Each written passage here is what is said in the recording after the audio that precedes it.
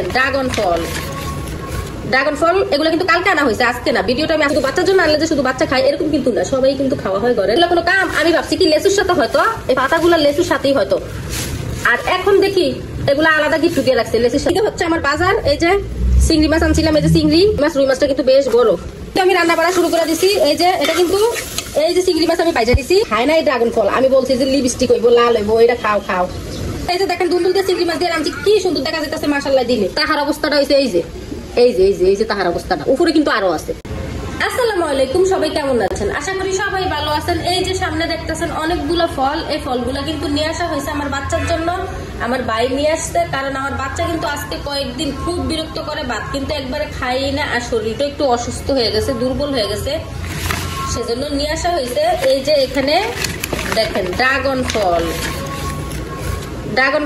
এগুলো কিন্তু কালকে আনা হয়েছে, আজকে না। ভিডিওটা আমি আজকে করতেছি, এগুলো আনা হয়েছে কালকে। ড্রাগন ফল কিন্তু এখান থেকে খাওয়া হয় না, কিন্তু লেসু কিন্তু আমরা বেশ কয়েকটা খাইয়া নিয়েছি, অনেকগুলো লেসুই এখান থেকে খাওয়া হয়েছে। আর মালটাও খাওয়া হয় না, এই যে মালটা এখানে আছে, মালটা আর আছে আমও কিন্তু অনেকগুলো খাইয়া নিয়েছি, 4-5টার মতো খাইয়া নিয়েছি আমরা।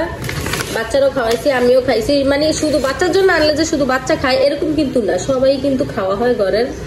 বাচ্চা তো আর সবগুলা খায় না, বাচ্চা খাইলেও অল্প স্বল্প ইচ্ছে হইলে খায়, ইচ্ছা না হইলে খায় না।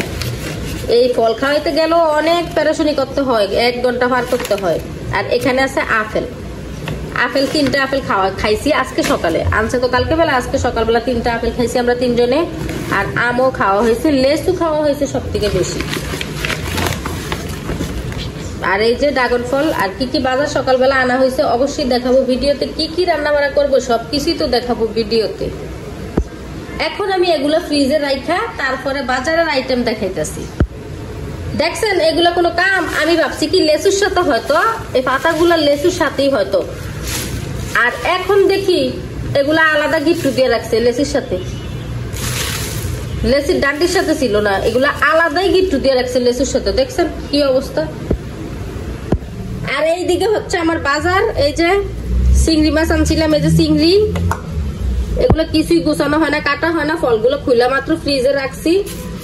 আর এগুলো এখন কাইটা কুটে নিমু। এখানে আছে একটা রুই মাছটা কিন্তু বেশ বড়, একটা রুই মাছ আনছি। আর এই যে এখানে দুলদুল মসুরের ডাল আছে একটা, আর একটা পেঁপে আনা হয়েছে। আর এখানে আছে পেঁয়াজ, রসুন, আর হচ্ছে আলু কিন্তু সব তরকারিতে আলু লাগে, আর আমাদের ঘরের সবাই আলু কিন্তু অনেক পছন্দ করে। এখানে আছে জিরা। বাজার এগুলাই আনা হয়েছে। বাজার কিন্তু আসলে কি মানে আমার প্রতিদিনই করা হয়, মাঝে মধ্যে মানে যদি থাকে ঘরে তাইলে 1 দিন পর কি 2 দিন পরে যাওয়া হয়, তাছাড়া প্রতিদিনই আনা হয়। কারণ আমরা ফ্রিজে কিন্তু বেশি দিন মাছ তরকারি রাখি না। মাছটা আনলো 1 সপ্তাহের মধ্যে, মানে মাছ মাংস যাই থাকে 1 সপ্তাহের মধ্যে শেষ করে আবার নতুন নিয়ে আসি।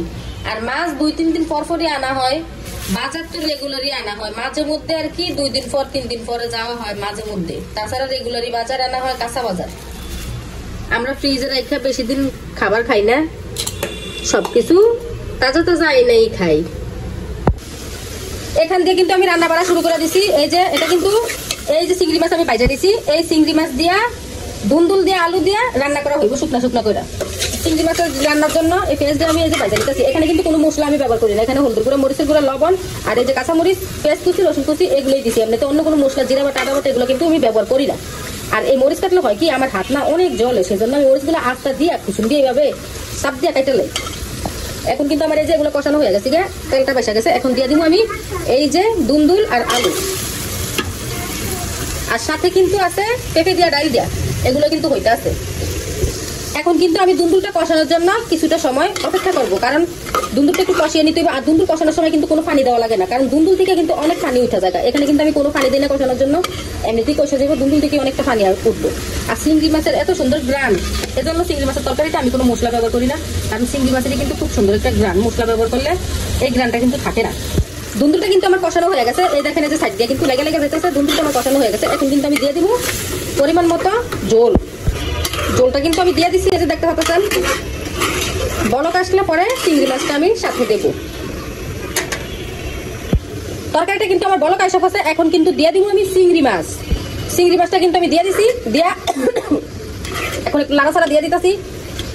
এই ফাঁকে একটা আম খাইছি, এত মিষ্টি আম তো নয়, যেন মধু মধু। রান্নার ফাঁকে কিন্তু এই যে ড্রাগন ফল একটা কাইটে নিছি, এটা আমার জান পাখিরে দিব। জান পাখি কিন্তু খায় না এই ড্রাগন ফল। আমি বলছি যে লিপস্টিক হইব, লাল হইব, এটা খাও খাও এরকম বইলা মানে এক পিস দিছি। দেখি খায় না, ড্রাগন ফলটা বেশি পছন্দ করে না। কিন্তু এখন দেখি কতটুকু খায়, যেটুকু খায় আলহামদুলিল্লাহ। আর এই যে এই পেঁয়াজ কুচিতে কিন্তু আমি ডালটা বাগাত দিয়ে দিব, ডালটা তার বাগাত দিয়ে ভাত বসে দিব। ভাত বসে দিয়ে পরে দেখি জান পাখির জন্য নিয়ে যায়, জান পাখি কি করে। পেঁপের ডালটা নামিয়ে আমি এই যে ভাত বসে দিছি এই চুলায়। আর এই যে আমার তরকারির অবস্থা, এই তরকারি ঝোল কিন্তু আমি আরো টানাবো, তারপরে হচ্ছে রান্না বাড়া শেষ। আর মেয়ের জন্য ড্রাগন ফল নিয়ে গেছি, মেয়ের অনেক পাম দিয়ে কিন্তু এক টুকরা খাওয়াইছি, এক টুকরা খাওয়াইছি, আর কিন্তু খাওয়াইতে পারি না। চিংড়ি মাছের তরকারিটা কিন্তু আমার হয়ে গেছে। এই যে দেখেন দুলদুলতে চিংড়ি মাছ দিয়ে রাঁধছি, কি সুন্দর দেখা যাইতেছে মাশাআল্লাহ। দিলে খাইতেও কিন্তু অবশ্যই মজা হইব মাশাআল্লাহ।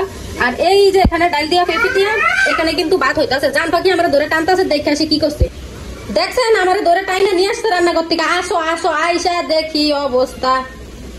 ড্রাগন ফল এক পিস আমি অনেক কষ্ট করে খাওয়াইছি, আরেক পিস ওর হাতে দিয়ে গেছি, কই দেখি খাই কিনা। আর এই যে অবস্থা, ড্রেসিং টেবিলের উপর হইতে নিচ হইতে সব ডইলা, ড্রেসিং টেবিলের আয়না টায়না হইতে সব বলে লেছে। আর তাহার অবস্থাটা দেখবেন নি। তাহার অবস্থাটা হয়েছে এই যে এই যে এই যে এই যে তাহার অবস্থাটা, উপরে কিন্তু আরো আছে। তাহার অবস্থা হয়েছে এরকম। কি করছে দেখছেন, এগুলো হচ্ছে জান পাখি গো কাজ। হ্যাঁ, আবার আয়নাতে ওই যে ডলতাছে, নিচ থেকে নিয়ে নিয়া, নিচ থেকে নিয়ে নিয়া, মানে ওই যে দেখেন নিচ থেকে নিয়ে নিয়ে ওই যে আয়নার ভিতরে ডলতা আছে, ড্রেসিং টেবিলের আয়নার। এরকম জান পাখি আমার লাগতো না। সারাদিন জান পাখি, ময়না পাখি, কলজা পাখি কই। আর এই কলজা পাখি এমন করে না, এমন করে কলজা পাখি